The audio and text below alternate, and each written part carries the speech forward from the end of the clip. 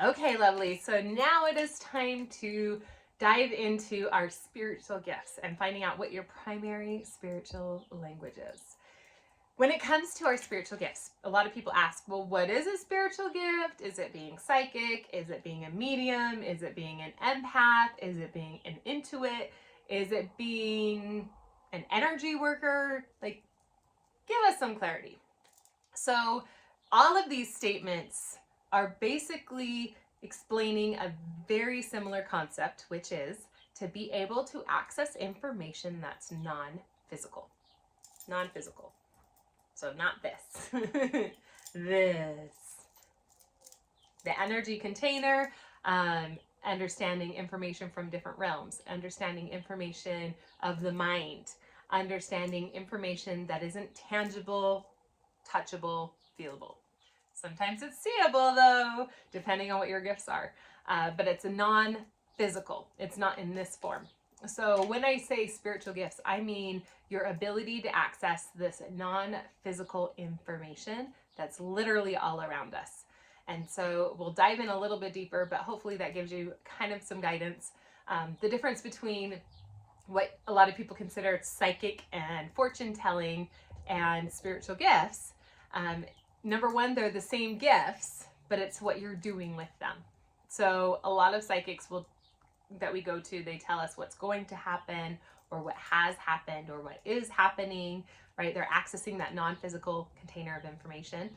Mediums are a term to explain when a non-physical being, like a spiritual person, comes into the picture.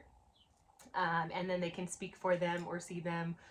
Then there's also channeling, which is a term that I use sometimes, which means something's coming through you. So there is a type of channeling that I refer to and I say, oh, I'm channeling, meaning your energy is coming through because I can feel your physical pain here and here and here. It's a type of channeling. Now there's also the type of channeling where you allow a non-physical being to embody your body. And that's what I would consider in the realm of more possession, where you don't have control of letting go of that channel. Or if you think of like the Whoopi Goldberg and Ghost. I was about to sing, but then I couldn't remember the song because I just saw the scene and didn't hear it. So if you think of like the Whoopi Goldberg and saying, hey, you can embody my body, that's very similar to a lot of channeling. So that may even be part of your spiritual gift. I'm not going to encourage anybody to let another being be in their body, just so you know. That is not something I encourage. That's kind of asking for a lot of trouble if you are new to this world, or if you aren't really good with boundaries. It's not something that I like to practice with. So let's talk about how we find out what our spiritual gifts are and what they are. A lot of times we sometimes doubt ourselves because we see people with this natural gift. They have this natural ability, and or maybe when children come into the picture, and children will see things and say things, and you're like, whoa, you have an active imagination. Or they will be very gifted and then at some point get shamed for it, told they're weird, get scared of it, and they shut it down. So a lot of us, if you're watching this, you're probably one of them. You were much more in tune with the non-physical side, with the spirit world and the energetic world when you were a child. And then as you got older, it faded away. Also, abuse is a way that sometimes it fades away, but it's also a way that can enhance as well. That's not something I like to advertise. Don't beat your children to make them more spiritual. It doesn't work that way. But there are a lot of non-ethical studies that have been done to try and enhance a child's spiritual gifts by pain and torture, and it's just really icky and dark magic, and I don't like that either. But it is possible. It is also possible that if you experienced abuse and trauma and torture and pain when you were a child, that you probably are really, really good at your spiritual gifts. You just maybe haven't practiced them as much because it's not safe. Or maybe when you do open your spiritual gifts, you don't like to come back. Because a lot of times when our body is experiencing suffering, part of us will leave our body and have a whole experience. and then have to come back in the body, and it hurts and it's painful because we just separated. Why would we want to come back into this dense, heavy human being? So that's why with All We Do, I encourage you to try and stay in your body, or maybe take your body with you on these journeys through the stars and the cosmos, because it allows you two to become a partnership, because you're not here to be a spiritual being. You are here to be a physical being, having a spiritual experience maybe, and enhancing everybody's vibration so that we can all have a closer to spiritual experience, but still have a body that we can experience and touch and feel. So many times people get lost in wanting to be somewhere else and wanting to really focus on where they came from and really focus on the mysteries of the cosmos, but they're doing it as an escape, not a way to bring the information back here and share it. So I do encourage you, with all of the information you receive, to find a way to share it. Journaling it, even if you're just sharing it with yourself, something to anchor it in, because otherwise we forget. And what's the point of going and getting information and having a beautiful experience if we don't remember it and we don't share it and we don't enhance and grow from it or enlighten ourselves or somebody else from it? So I definitely encourage to document those as much as possible. So we all have this natural gift. We all have the ability to feel things, sense things. We have the ability to access this non-physical information. Do we all use it? Nope. Do we all know how to use it? Nope. And sometimes we even don't even know we have it, but we have access to it. The other thing is to remember that there's skill that comes into play. So just like we all have the ability to play baseball if you have 2 arms. You know what? If you have 1 arm, you can still play. I've seen that. So we all have the ability to play baseball. Do we all play baseball? Nope. Do we all become these professional major league players? No. How do people become professional major league players? They do it over and over again. They develop the skill. Even if they had tons of natural gifts and they're like, wow, you throw an amazing curveball every time without even trying. Great.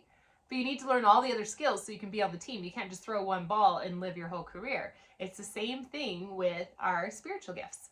You have natural skills, things that come easier to you than they do other types of languages or other types of trades. However, you do need to practice them, and you do need to magnify them, and you need to share them and show people what exists. And it's not always safe to show people, so that's why I say we have a group here. And there'll be a special Facebook group just for us as well, so you can share on there without having to worry about being judged. So let's talk a little bit about what you are most sensitive to. So depending on what you're sensitive to, or your empathic gifts can a lot of times alter how you receive your spiritual information. So some of us are more tuned into, say, plant energy. And if we were to touch the plant, we can feel a sensation. Sometimes you'll even get thoughts in your head. Sometimes you'll get information. So understanding that plants have information that you can connect with. Not everybody's that way, but some of us are. Like, you can look at a plant, and it's funny because I'll look at a plant and I'll be in the middle of a conversation. I'll stop, go over, get some water, pour it. Said, sorry, the plant was screaming at me. It was so thirsty. And so I definitely tune in and talk to plants. Now, if I get distracted, then I'm not going to talk to them as easily as other times. They're also very healing for me. So that's one thing that connects me. Sometimes we can be very connected to the Earth's energy, the shamanic resonance, which is the heartbeat of the Earth. So it's the energetic frequencies. You can look it up and it will show you where the Earth's pulses are. You can be extra sensitive to that. And if you're extra sensitive, it's great because you can pull information from the Earth. So in this next section, we're going to talk about more of the empathic gifts for a moment. And then we'll talk more about the spiritual languages, because they do go hand in hand. The difference in verbiage when I say empathic gifts is it's almost as if where you end and whatever it is that you're empathic with starts is kind of blurred. So sometimes we can get really confused in if we are actually feeling something, or if the things or people we're connecting with are feeling something. So this is very much the spiritual language of feeling, mostly, but it also can tie in with some of the other spiritual languages as well. So when it comes to, for example, if I am a plant empath, then I'm going to connect with the energies of the plants. So if I'm sitting there in the middle of a conversation and suddenly I get massively thirsty, I get up and get a drink of water, sit down, and I'm still thirsty, I can get really confused. And then I look over, see a plant that looks a little droopy, go, oh, that plant's telling me it's thirsty. And then I go get water, give it to the plant, the thirst goes away. That's a sign that you're a plant empath. And it's funny because I've said it before. Oh, I had to water that plant. It was screaming at me. They're like, what? My little nephew's always so confused by that. And so he's like, I don't hear anything. They've actually done research and they've been able to track the sound vibration plants make based on the water inside and their frequency. And they pair them with pitch and it plays music. It's a really fascinating thing. So if you're a plant empath, you are probably a healer of some sort, and humans can be really difficult. So plant empaths are able to see plant energies, and some of them, they can't eat vegetables because they can feel the vegetables, being planted and controlled, or murdered. And I laugh, but it's true. Or they love the plants so much that they want the essence inside of them. And so they mostly love veggies. There's animal empaths. So animal empaths are very connected to animals of all kinds. Most of them will prefer animals over people. They can tell when an animal is sick just by looking at it. Animals are very easy to connect with and heal any even psychological trauma that they've experienced. So horse therapy works really powerful for people who are animal empaths. They usually do have a really hard time eating meat, just because they're so connected with the animals. By the animal going away, it holds sadness. Even the drums I use, sometimes I can feel the animal very strongly. And there's one particular group of hides I got, and it was some cattle that were moved from Texas to Utah, and they didn't survive the climate change. And so it was very sad, and it was a lot of grief, and I cried while I was making a drum for someone, and I told him the story, and it said, okay, well, this is where your hides come from. And it's funny because their response was, wow, I feel so honored. They traveled so far just to be in my hands. I was like, oh, because the spirit of the animal stays with the hide. And so it was so beautiful. And even when we collect sacred animal pieces, there's always a ceremony to honor the animals. So asking yourself if you have an extra affinity for the animals, then you might have some spiritual gifts where you can communicate and connect with them deeper. An earth empath can see the disturbance and frequencies in the earth. So the earth's decaying spots, and very, very sensitive to things like if there's a disturbance in the energy, or maybe an area is under stress, more so than it normally is, or an earthquake's about to happen. That is a real thing, and you can actually sense that and feel that. A lot of times, like the shamanic resonance, which is the earth's heartbeat, very sensitive to that. So suddenly you might feel really hot and overwhelmed and not know why. Look it up and then go, oh, the energies are going bing, and I'm feeling it. Good to know. And so these are all gifts, but they're also in their own little category of the empath. And the reason I'm doing it this way is because sometimes it's easier to know when you're getting a combination of spiritual gift plus empathic information, because it can get really confusing. So also, if you're an earth empath, you're able to access information that's been imprinted on the earth when you step on it. So when I travel, I do a lot of what I call land activation and alchemy. So land alchemy is taking something negative and turning it into a positive. Sometimes when I walk in certain spots, I'll get really ill. My body will kind of shut down for a minute. Or maybe I'll get really happy and joyful. Or maybe I'm really silly and people are like, wow, you're like channeling something really weird. And it's actually just following the suggestions of the land. because that's what the land's so used to. So that's what it holds. So it's like I'm walking into this field of energy and information that's been existing there for a long time. Places where there's human sacrifice I've gone to, and they did not go well with my body. Took a lot to move that. But ultimately what we're doing is we're pulling it out of the land into ourselves, and we're moving it, clearing it, and then putting light and love back into the land, and then the land's putting light and love back into us. And that's really deep work. So if you're interested in that, that's a lot of times what we do at our retreats, where we can go deeper, and we do it as a group. Then we have emotional empaths. Emotional empaths have the ability to feel other people's emotions. The tricky thing with emotions is that emotions don't hold an identity. They're just raw energy in motion. Emotion.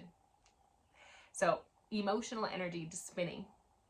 And maybe the person who created it was feeling grief, which is why they created it. And then you pick it up, you're suddenly feeling massive grief. So you start to think about how everything you love keeps going away, and how time is passing and you're just getting older and older, and you start to have all these thoughts and feelings about things that are leaving your life.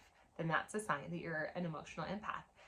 And so the key is to move that out of your body, because you're probably picking it up all the time. Then we have our physical empaths. So a physical empath has the ability to physically feel what other people are physically feeling. Most of us are healers, so we're going to feel the crappy things, like pain in our shoulder or neck or our knee, or, suddenly having like a sick to our stomach, and then saying, hey, is somebody feeling sick right now? And then finding out, yeah, this person's feeling sick. I know a lot of women who have talked about, like, when their babies are having babies, and they have contractions when their daughter's giving birth.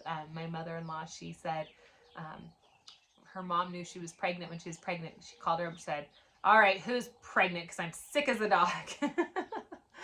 And she's like, oh, me. And so you can tune into all those physical things. And it's nice because it gives validation to the person. And it also can help to move the energetic reasons why we're becoming ill, because oftentimes when our physical body is having stress or a problem, it's to show something emotional that's going on that's not being addressed or seen, so it can't be moved. So the body creates this negative energy, and it turns into disease or pain when it can't move out of the body. Then we have our sexual empaths. These are a fun one. So sexual empaths are often the most misunderstood and confused of all the empath types. And that's why we do a sexual healing retreat where we teach all of this in detail. Because it's impossible for me to put this much information in this much and not have you all derail over here, when we really need to focus on all the gifts. So a sexual empath has the ability to heal and circulate energies through their physical body while engaging in sensual play. So this could be actual intercourse, but it could also be that foreplay. It can also be just touching the shoulder. It's that sensual feeling.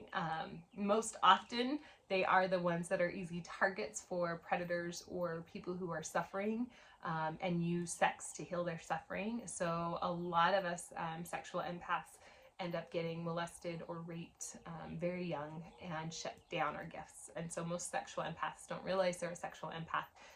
They just know that after sex they feel more empty, or that sometimes they use sex when they're feeling empty beforehand and feel full, because they just pulled energy into them from their partner. So they usually have a large sex drive unless it has been tainted and violated. So, but they do have this beautiful gift in being able to circulate energy and actually create deeper manifestation, and taking that energy container with their partner and using it to generate more energy. And it's not 1 + 1 = double. It's like you plus me equals like 1,000 times more energy and purpose and connection. So that is a sexual empath. Then there's a soul empath, which has the ability to connect with people's auras. They usually see colors when people walk in the room, or they can feel like how big their energy body is. If you are, you're welcome, and I'm sorry. Because I've been told mine's very, very big at times, and I don't like to shrink it. So Meaning when you walk in the room, somebody takes up a lot of space, and a soul empath can feel that. They're also really good at seeing and like sensing, I should say, not seeing, sensing like soul contracts and past the life information. They can tell, like they'll be talking with the person and be like, oh, you were a witch in a life. Oh, you were queen in a life. Oh, you were a farmer in a past life. Like they have this extra information that's attached to somebody, and so they see those webs and threads of other existences. Or they might even say, you know, oh, one of your guides was a farmer, one of your guides was a witch, one of your guides is a queen, because basically they're getting information of like, hey, queen, queen, queen, witch, witch, witch. And so they're getting that extra information, and it just depends on how they interpret it by how it comes through. Then you have the absorbers. Empathic absorbers. They can actually pull in physical pain, trauma experiences, lessons, emotions, and they clean the room. So they're kind of like the sucker fish in the bottom of the pond for humanity. Just clearing the crap. Don't mind me. I tend to be an absorber, in case you didn't know this. And it's powerful because they're the ones who have the highest ability to understand because they pull it in, but they also have the highest ability to get confused and not understand because they pulled it all in and they don't know that it's not theirs. So they're the ones who reflect a lot of information to us. So if you wonder what the world around you is like and what's going on, the absorbers are the ones that are going to show you exactly what's going on in the world, because their emotional mental state is going to show you what they've picked up. So if you're a negative person, the absorbers have the risk of becoming a negative person as well. So we have to be very careful to move it out of us if we're absorbers. And then you have the energetical ones. These ones are the ones that tie in with the technology, and we're talking about more physical energy. So like electrical, if lightning's gonna strike, yeah, you're probably an energetic empath. They're really good with the AI. They're really good about connecting technology bits with other technology bits. They get these massive downloads of science, creation, mathematics. They're able to figure out how things work and why they work without actually having it explained to them most of the time. They're kind of like our tinkers of the world. and they're able to sense when technology is off or when it's about to break. And sometimes they'll get really, I want to say like hyper focused, hyper OCD. A lot of our electrical and like technological empaths are OCD, because everything has a system, everything has an answer, everything has an order, and it needs to be in that order, otherwise it stresses me out, because if it's out of order, it creates chaos. And chaos means nothing's flowing and nothing's working. And so they're a powerful gift to be able to have those.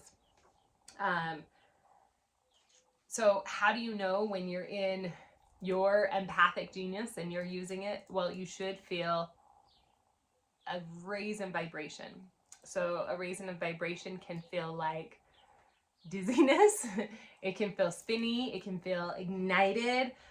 Sometimes I feel hot and on fire. So most of this, I've been a little pink. I don't know if you noticed, I'm a little bit pink because my face is literally very hot, because I'm like in the high vibration, feeling all of the energies, feeling your energy that's going to be watching this with my energy as I give you these answers, and feel you receive them or not receive them, and try and talk a different way so that it can be received. There's a lot of information and energy going on.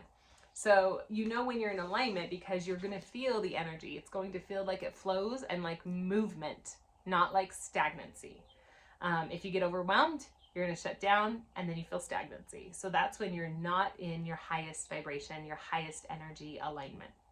Now, again, when we talk about energy, energy is everywhere. It's in everything.